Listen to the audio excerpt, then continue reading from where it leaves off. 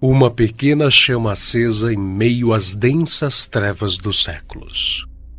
Assim é a Igreja do Senhor Jesus Cristo. Humilde, desprezada, sofrida, ultrajada, desacreditada, difamada, caluniada, perseguida, martirizada.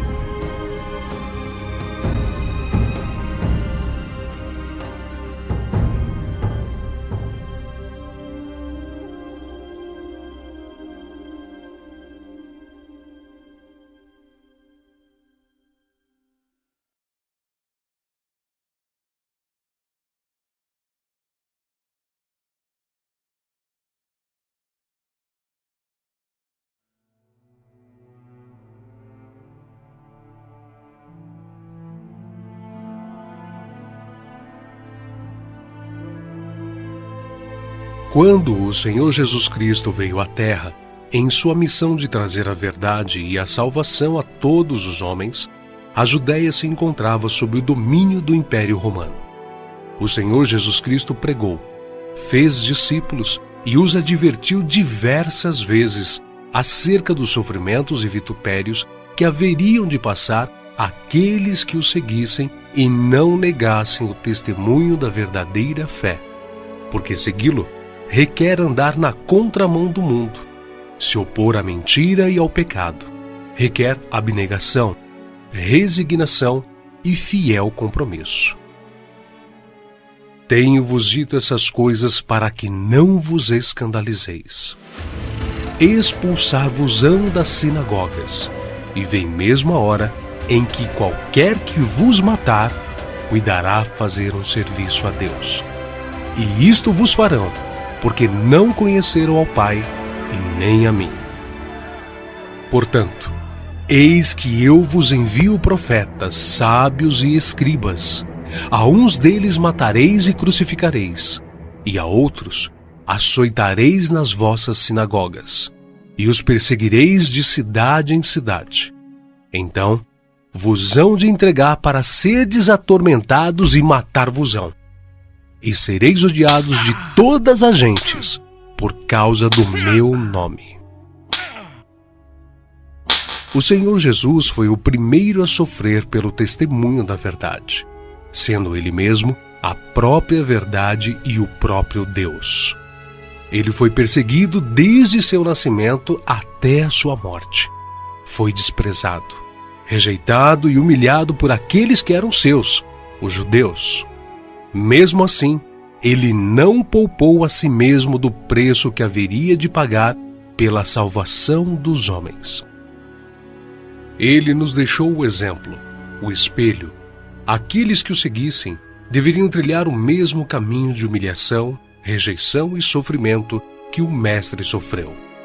A aversão que surgiu contra o Redentor do mundo manifesta-se contra todos os que creem em seu nome.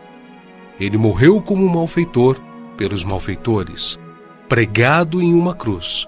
Foi vítima do ódio e da inveja dos líderes judeus, que induziram o seu povo a rejeitá-lo e o entregaram aos romanos, a fim de ser crucificado. De sorte que haja em vós o mesmo sentimento que houve também em Cristo Jesus, que, sendo em forma de Deus, não teve por usurpação ser igual a Deus, mas aniquilou-se a si mesmo, tomando a forma de servo, fazendo-se semelhante aos homens, e achado na forma de homem, humilhou-se a si mesmo, sendo obediente até a morte, e morte de cruz. Pelo que também Deus o exaltou soberanamente, e lhe deu um nome que é sobre todo o nome, para que ao nome de Jesus se dobre todo o joelho dos que estão nos céus, na terra e debaixo da terra, e toda língua confesse que Jesus Cristo é o Senhor, para a glória de Deus Pai. Após sua morte e ressurreição comprovada pelos discípulos, Jesus Cristo subiu aos céus, deixando para poucos fiéis que tinha a promessa de nunca abandoná-los. Ele derramaria o Espírito Santo para encorajar os seus discípulos a pregar o arrependimento e remissão dos pecados a todas as nações, a ensinar, a batizar em seu nome e a fazer novos discípulos. Portanto, ide, ensinai todas as nações, batizando-as em nome do Pai e do Filho e do Espírito Santo, ensinando-as a guardar todas as coisas que eu vos tenho mandado. E eis que eu estou convosco todos os dias, até a consumação dos séculos. Amém. Foi somente após o derramar do Espírito Santo que os discípulos se revestiram de poder e se fortaleceram na fé. Após serem revestidos de poder pelo Espírito Santo, os apóstolos que antes eram tímidos se tornaram ousados. Como Pedro, que havia negado Jesus 3 vezes, agora falava com confiança, não temendo pela sua própria vida, pregando publicamente e dizendo: arrependei-vos, pois, e convertei-vos, para que sejam apagados os vossos pecados e venha assim os tempos do refrigério pela presença do Senhor. E aqueles que se convertiam se uniam com um único propósito: serem o corpo de Cristo, isto é, a sua igreja. E perseveravam na doutrina dos apóstolos, e na comunhão, e no partir do pão e nas orações. Em cada alma havia temor, e muitas maravilhas e sinais se faziam pelos apóstolos. Todos os que criam estavam juntos, e tinham tudo em comum. Vendiam suas propriedades e fazendas, e repartiam com todos, segundo cada um tinha necessidade.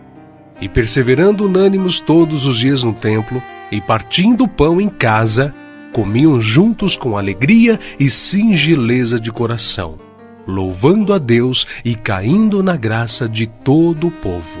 E todos os dias acrescentava o Senhor à igreja aqueles que se haviam de salvar.